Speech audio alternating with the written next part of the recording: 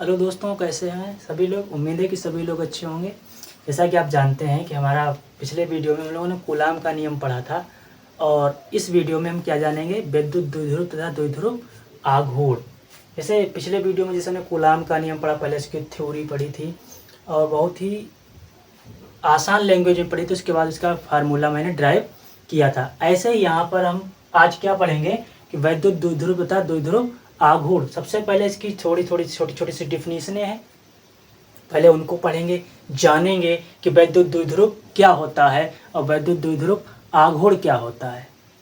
यहाँ से इस साल एक क्वेश्चन कन्फर्म है, वो भी लॉन्ग में आएगा।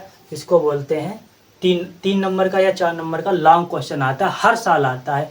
या तो पूछ लेता है अक्षीय या निरक्षीय स्थिति में, अनुदैर्घ्य स्थिति में, कि विद्युत द्विध्रुव आघूर्ण का फार्मूला या व्यंजक या तीव्रता उसकी क्या होगी। 100% एक यहाँ से एक क्वेश्चन हर साल पूछा जाता है और बहुत ही आसान होता है। जैसे कि हम लोगों ने पिछले वीडियो में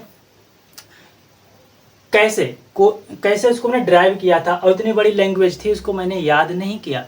क्यों? क्योंकि फिजिक्स जो है कितना रट लोगे, रट नहीं सकते। इसको समझ के पढ़ेंगे और इसमें क्या मेन पॉइंट है उस पॉइंट को नोट करते करते हम आगे चलेंगे। चलिए देखते हैं। सबसे पहले क्या दे रखा, विद्युत द्विध्रुव तथा द्विध्रुव आघूर्ण। और इसमें सबसे पहली हेडिंग डालो विद्युत द्विध्रुव। ये क्या होती है कि विद्युत द्विध्रुव, इलेक्ट्रिक डाइपोल, विद्युत द्विध्रुव क्या होता है कि विद्युत द्विध्रुव। सबसे पहले इसके बारे में जानेंगे कि ये क्या होता है। चलिए देखते हैं कि विद्युत द्विध्रुव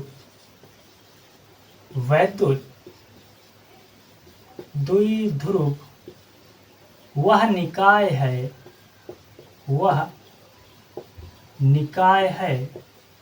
क्या है कि विद्युत द्विध्रुव वह निकाय है जिसमें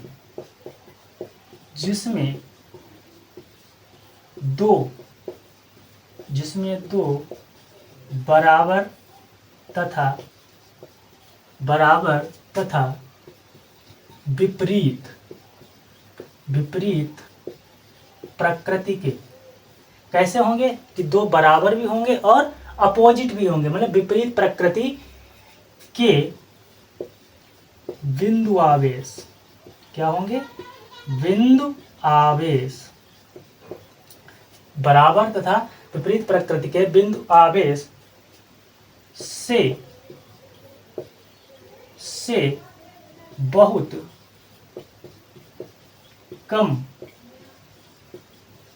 कम दूरी पर स्थित होते हैं। बहुत कम दूरी पर स्थित होते हैं। क्या होते हैं भाई? कि विद्युत द्विध्रुव वह निकाय है जिसमें दो बराबर तथा विपरीत प्रकृति के बिंदु आवेश से बहुत कम दूरी पर स्थित होते हैं। किसकी बात कर रहे हैं? जो दो आवेश होंगे, बराबर तो होंगे, मगर उनकी जो प्रकृति वो होगी, वो कैसी होगी? अपोजिट होगी, मतलब उल्टी होगी। इसीलिए लिखा है कि जिसमें दो बराबर तथा विपरीत प्रकृति के बिंदु आवेश से बहुत कम दूरी पर स्थित होते हैं। तो आवेश के इस युग्म को द्विध्रुव आघूर्ण कहते हैं। द्विध्रुव आघूर्ण कहते हैं। Electric dipole. ये तो हो गई हमारी इसकी डेफिनेशन। क्या होती है कि विद्युत द्विध्रुव वह निकाय है जिसमें दो बराबर तथा विपरीत प्रकृति के आवेश स्थित होते हैं और इनके बीच में जो युग्म होता है उसी को हम क्या कहते हैं? द्विध्रुव आघूर्ण कहते हैं। किसमें होता है? जैसे एग्जाम्पल ले लो, HCl, हाइड्रोक्लोराइड इसको बोलते हैं। HCl जो होता है हाइड्रोक्लोरिक एसिड होता है। जब इसको हम जैसे H पॉजिटिव होता है, इसको हम रिएक्ट कराएंगे तो ये किस में टूटेगा? H positive plus Cl negative में। ऐसे ही इसका एग्जाम्पल क्या हो जाएगा? HCl हो गया, HBr हो गया, हाइड्रोजन ब्रोमाइड, या H2O भी ले सकते हो। ऐसे ही बहुत एग्जाम्पल होते हैं। तो जो हो गया हमारा वैद्युत द्विध्रुव। अब हम जानेंगे कि वैद्युत आघूर्ण क्या होता है। चलिए नेक्स्ट हेडिंग हो जाएगी हमारी वैद्युत आघूर्ण, इलेक्ट्रिक डाइपोल, इलेक्ट्रिक मोमेंटम वैद्युत आघूर्ण। इसको क्या होता है कि क्या लिखते हैं इसको, वैद्युत। इसकी हम सबसे पहले डेफिनेशन पढ़ेंगे क्या होता है कि वैद्युत द्विध्रुव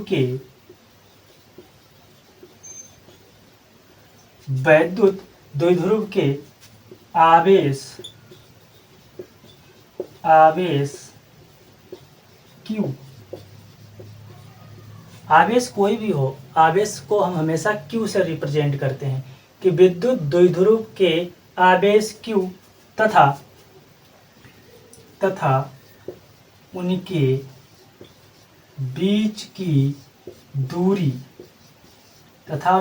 की दूरी d, चाहे d लिखो और चाहे l लिखो। दूरी को जो है d से भी लिखा जाता और l से भी लिखा जाता। क्यों? d for distance, l for length. Length और डिस्टेंस बात एक ही होती है। उनके बीच की दूरी d के गुणनफल को वैद्युत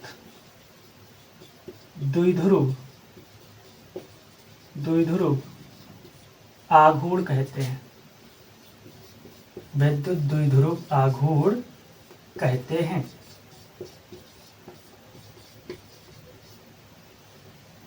कैसा होता है?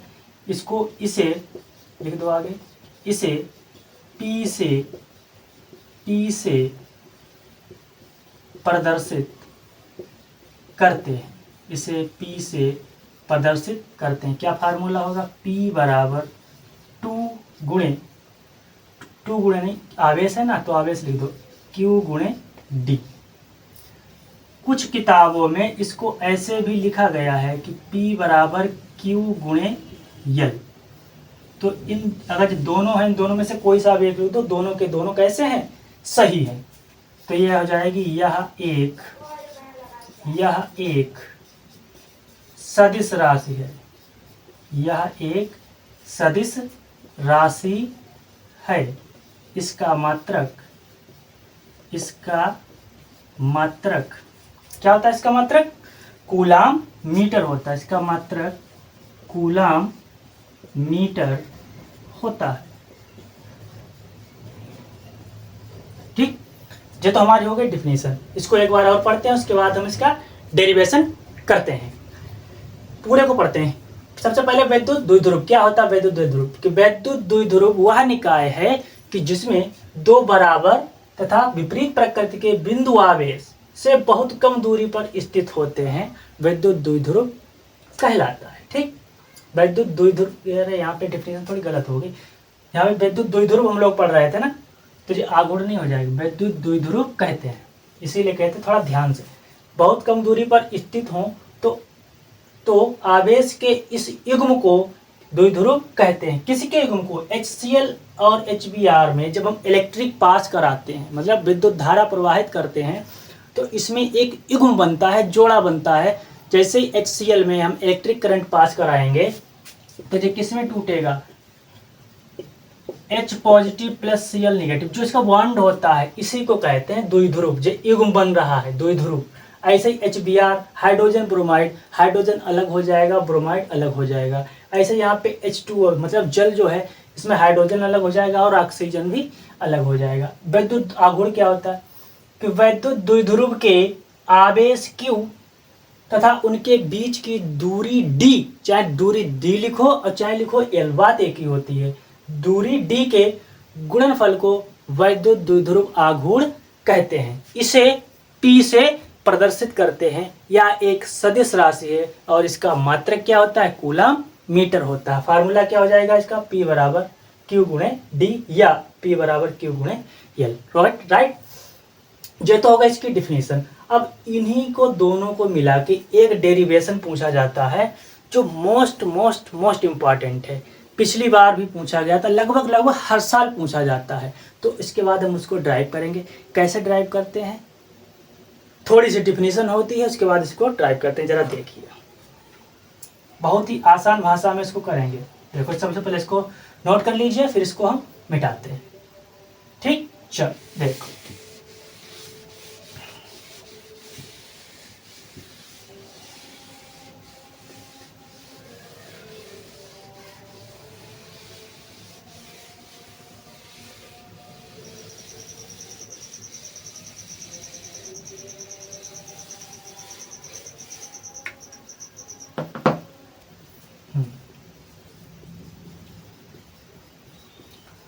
अक्षीय तथा अनुदैर्घ्य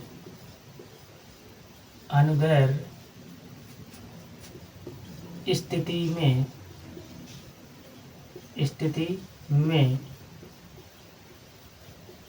द्विध्रुव के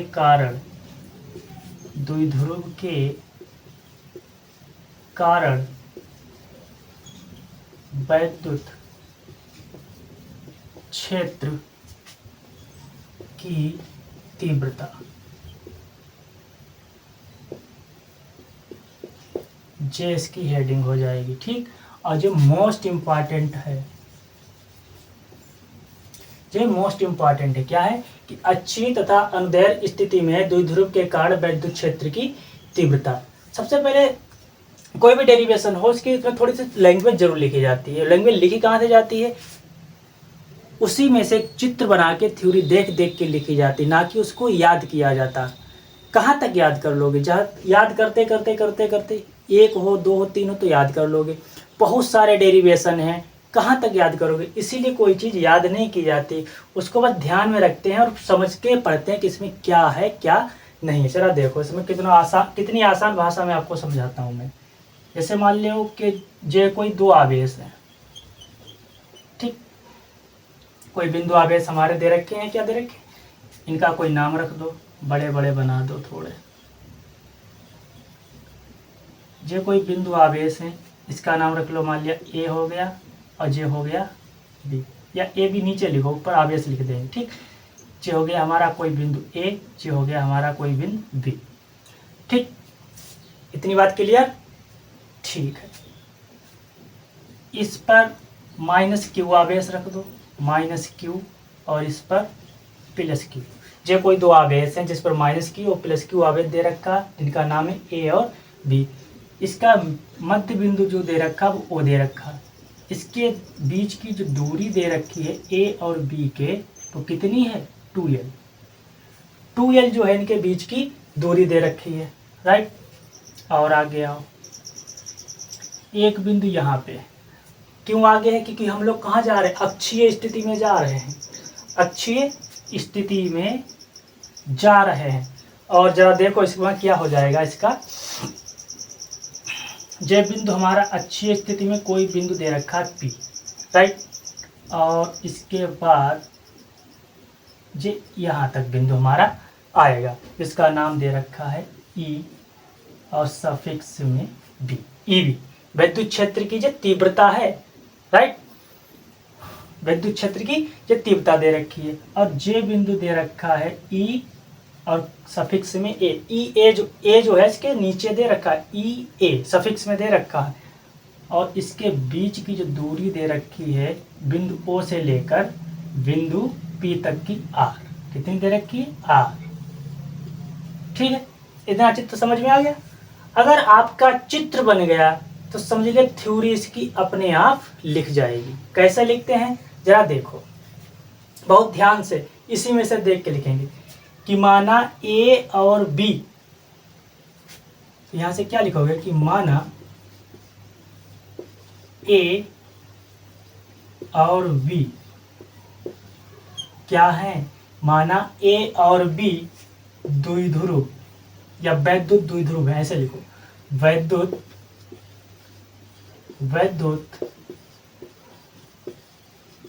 द्विध्रुव है।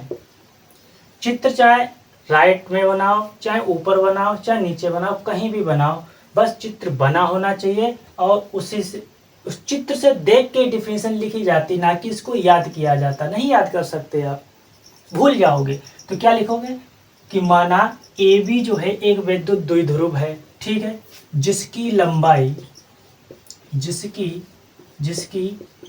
कितनी है, जिसकी लंबाई 2L है। देखो 2L है, इतनी बात क्लियर, राइट। जिसकी लंबाई 2L है। यह दो आवेशों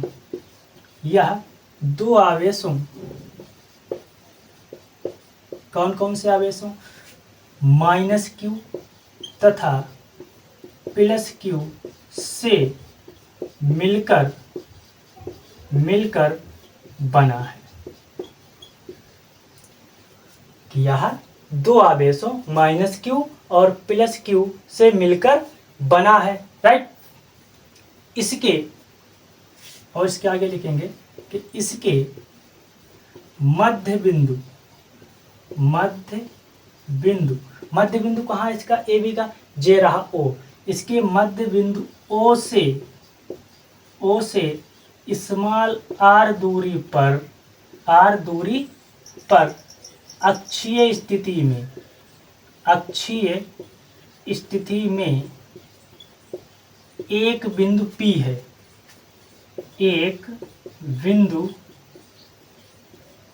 है, ये देखो इसका मध्य बिंदु O रहा जे, इससे स्मॉल r दूरी पर अक्षीय स्थिति में एक बिंदु P है, जिस पर हमें विद्युत क्षेत्र की तीव्रता ज्ञात करनी है। बस इतने से आपको डेफिनेशन इसमें लिखना है, ठीक है। कैसे लिखना है, सबसे पहले चित्र बनाएंगे और मैं आपको एक बार फिर से समझा दे रहा हूं कि माना A और B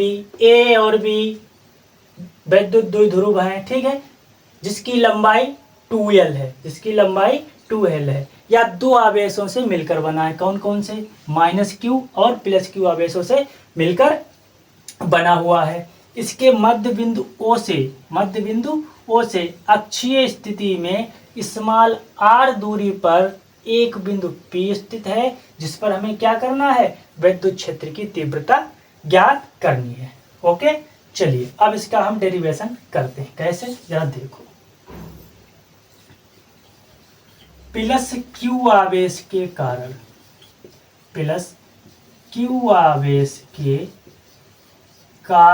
विद्युत क्षेत्र की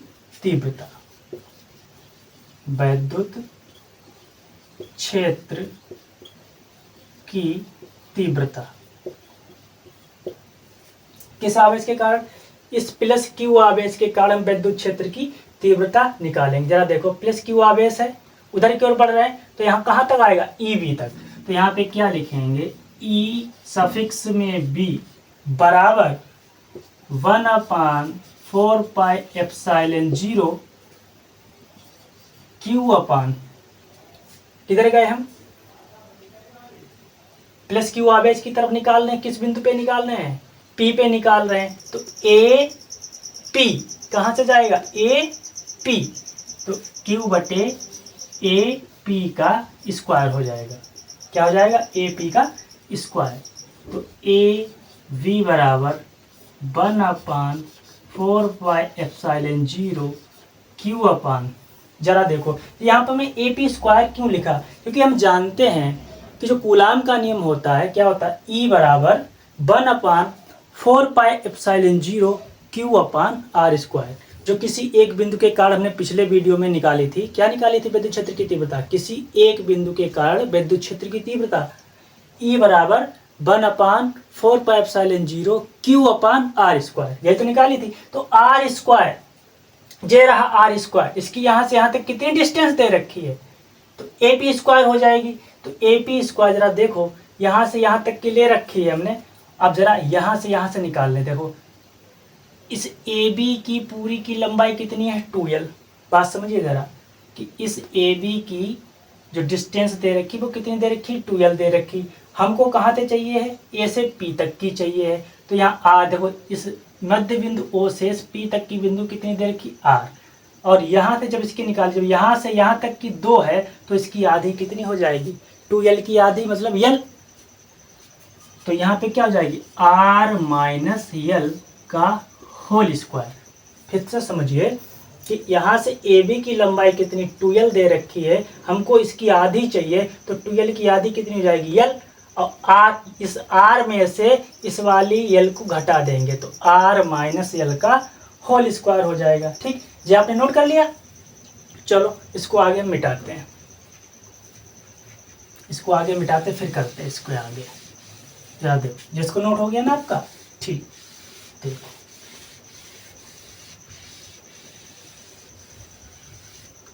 अब क्या कह रहा, अब जब प्लस क्यू आवेश के कारण हो गए विद्युत क्षेत्र की तीव्रता, अब हम निकालेंगे माइनस क्यू आवेश के कारण विद्युत क्षेत्र की तीव्रता।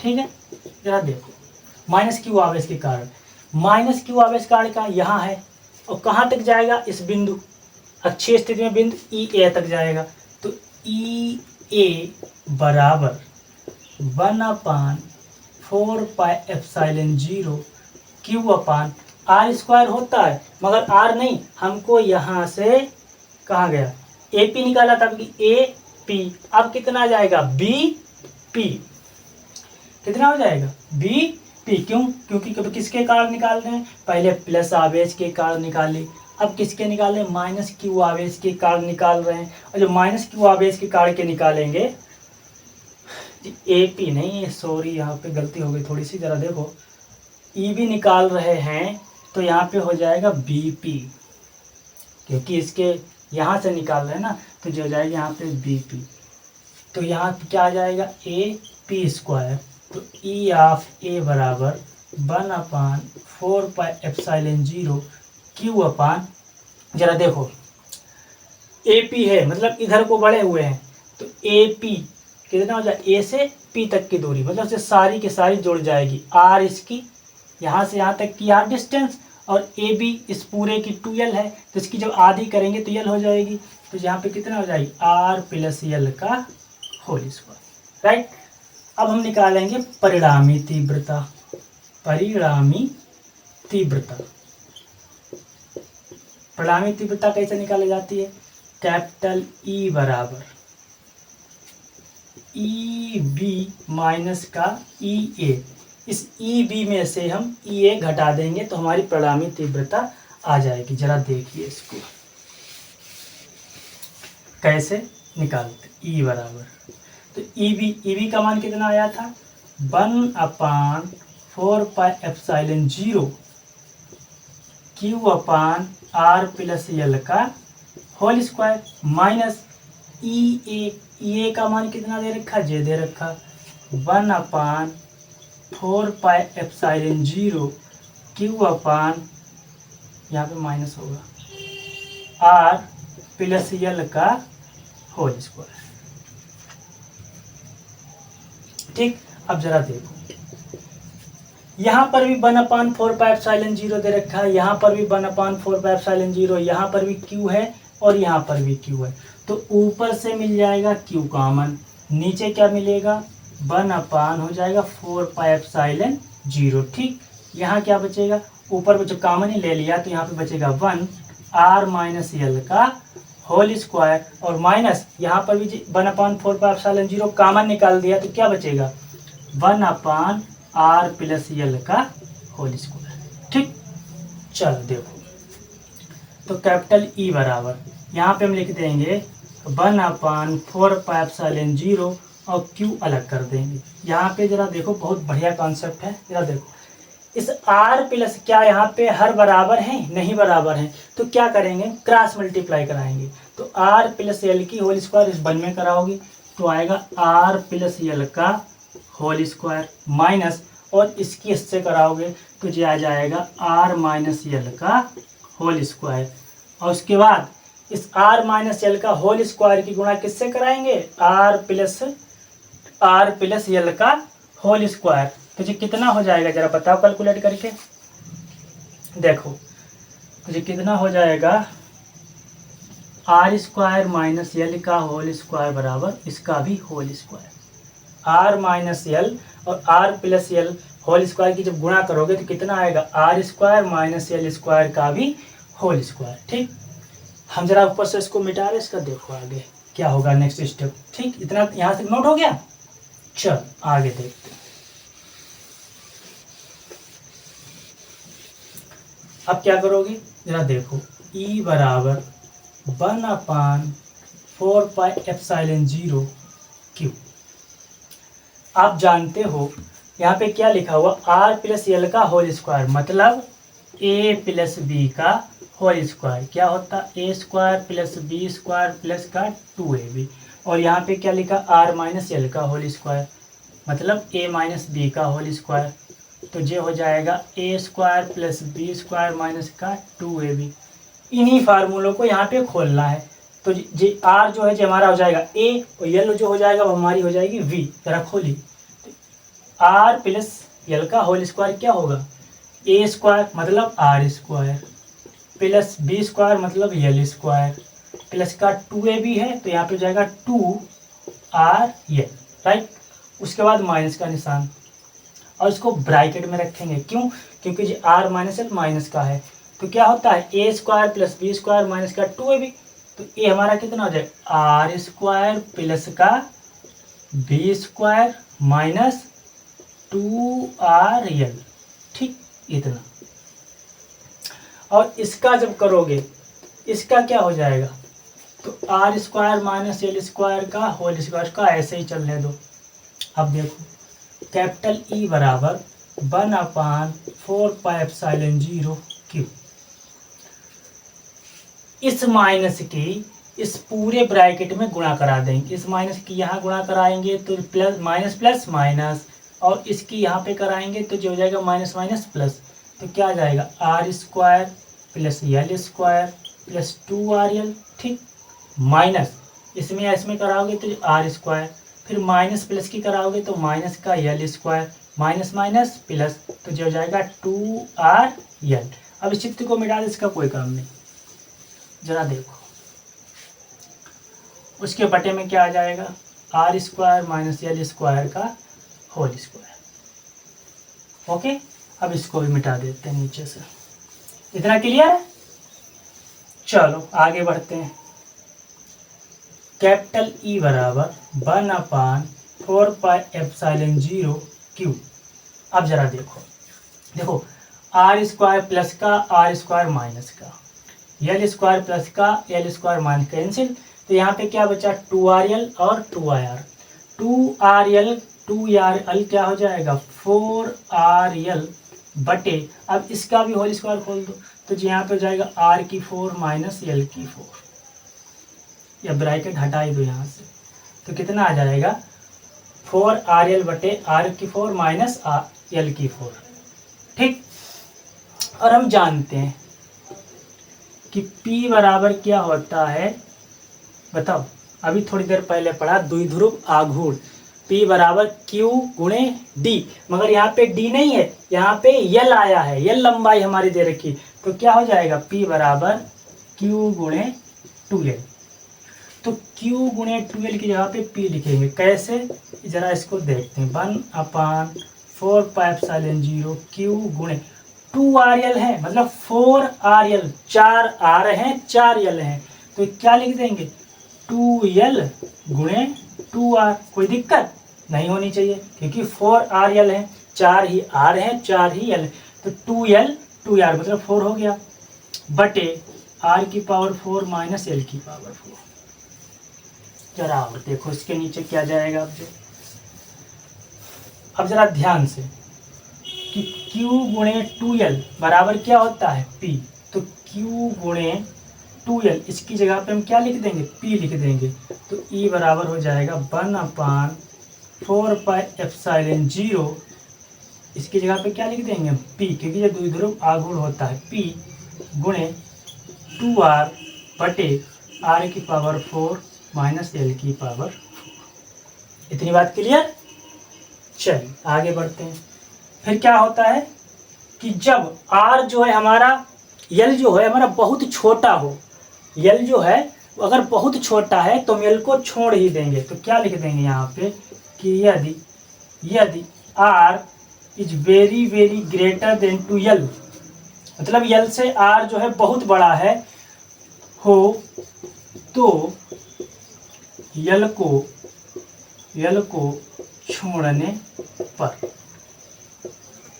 जब हमारा L जो होगा R से बहुत बड़ा होगा, छोटा होगा, R is very very greater than to L, R जो है बहुत बड़ा है L से, तो L को हम क्या कर देंगे, L को छोड़ देंगे। E बराबर क्या जाएगा 1/4πε0 P गुणे 2R, यहाँ पे L को छोड़ देंगे तो R की पावर कितनी हो जाएगी 4, यहाँ पे 2R है, इस एक R से इसकी एक पावर कैंसिल, तो हमारा कितना बचेगा आके, इधर कितना बचेगा आके, कैपिटल E बराबर 1/4πε0, यहाँ पे बचा कितना 2 और P, तो यहाँ पे क्या लिख देंगे 2P बटे R की पावर 4 थी, ये कैंसिल हो गई, तो कितना हो गया R की पावर, ये हो गया हमारा किसी निरक्षीय स्थिति में वैद्युत क्षेत्र की तीव्रता का व्यंजक। ऐसे इसको हम ड्राइव करते हैं, ना कि उसको याद करते हैं। ठीक है, आई होप आप पूरा कॉन्सेप्ट समझ गए होंगे। अगर फिर भी आपको कोई दिक्कत आ रही, परेशानी आ रही, तो हमको कमेंट करके बता सकते हैं कि जे इसमें क्या करना, क्या कमी है, या ऐसा नहीं होना चाहिए था, यहाँ पे ऐसा हुआ। पर पूरा कॉन्सेप्ट जो है आपको मैंने डिटेल में इसको समझाया और हम लोगों ने पढ़ा है। ठीक है, इसी प्रकार से और भी ऐसे डेरिवेशन है, वो भी हम आसानी से और आसान भाषा में करेंगे। ठीक है, अगर अब तक अभी चैनल सब्सक्राइब नहीं किया है तो प्लीज़ चैनल को सब्सक्राइब करो और वीडियो को लाइक करो। मिलते हैं नेक्स्ट वीडियो में, जब तक के लिए धन्यवाद।